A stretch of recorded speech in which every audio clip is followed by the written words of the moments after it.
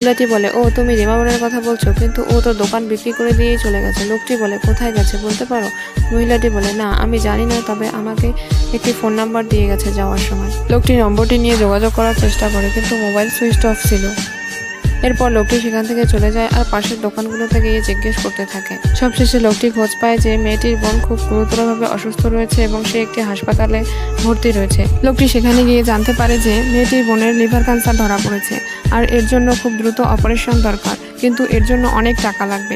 মেয়েটি বলে যে আমার কাছে তো এত টাকা নেই, জানি না আমার বোনকে বাঁচাতে পারবো কিনা।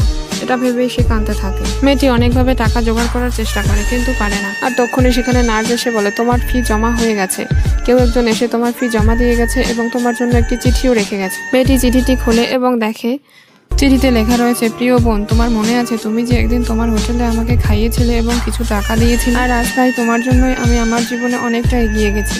তোমার এবং